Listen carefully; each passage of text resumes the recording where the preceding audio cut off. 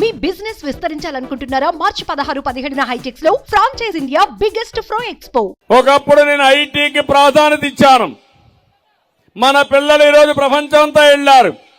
కడాన హైదరాబాద్ లో hitech city కట్టి తర్వాత సైబరాబాద్ నగరాన్ని ఏర్పాటు చేసి ప్రపంచానికి ఐటీ అందజేసిన పార్టీ తెలుగుదేశం పార్టీ అని చెప్పి కూడా నేను మీకు తెలియజేస్తున్నా. ఈరోజు మనం చూస్తే మన రాష్ట్రం 5 కోట్ల మంది నష్టపోయాం. విభజన జరిగింది. విభజన వల్ల రాష్ట్రం నష్టపోయింది.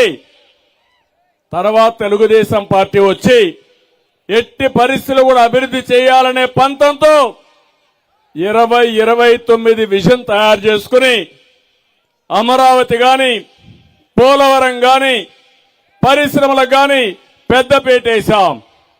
అలాంటిది ఈ సైకో ముఖ్యమంత్రి వచ్చి ఆంధ్రప్రదేశ్ రాష్ట్రం దగా కాబడ్డది. పూర్తిగా నష్టపోయే పరిస్థితికి వచ్చాం.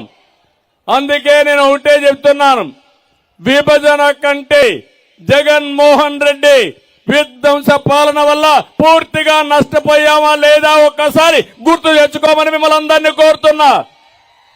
నష్టపోయామంటే ఒకసారి అందరూ కూడా గట్టిగా చేతులు పైకెత్తి మీ సంఘీభావాన్ని తెలియజేయండి. మీలో ఒక చైతన్యం రావాల్సిన అవసరం ఉంది. నాకు శ్రీకాకుళం కొత్త కాదు, నాకు ఉత్తరాంధ్ర కొత్త కాదు. కానీ జన సముద్రాన్ని చూస్తే నా జీవితంలో ఎప్పుడూ చూడని ఉత్సాహం మీలో చూస్తున్నాను. 2014లో ఇక్కడే మీటింగ్ పెట్టాం. ఆ రోజు బ్రహ్మాండమైన గెలుపు వచ్చింది. మళ్ళీ ఈ రోజు చెప్తున్నా, 2024లో గెలుపు మనదే. తెలుగుదేశం జనసేన గెలుపును ఎవరు ఆపలేరు. ఈ రోజు మీ ఉత్సాహం చూసిన తర్వాత అర్థమైపోయింది, జగన్ పని అయిపోయింది, మార్పు మొదలైంది. మనం హుద్హుద్ తుఫాను చూశాం, తిత్లీ తుఫాను చూశాం. ఈసారి వచ్చే రాజకీయ తుఫానుకి ఇది నాంది. ప్రజా వ్యతిరేకత పెను తుఫానుగా మారుతుంది. ఈ తుఫాను ఉధృతంగా వస్తుంది. కాంగ్రెస్ పార్టీ చిత్తుగా ఓడిపోయి బంగాళాఖాతంలో కలిసిపోవడం ఖాయమని చెప్పి కూడా నేను మీకు తెలియజేస్తున్నా.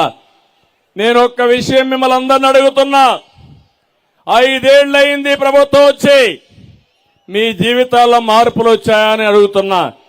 ఏమమ్మా ఆడబిడ్డలు, మీ జీవితంలో మార్పు వచ్చిందా? మీరు ఆనందంగా ఉన్నారా?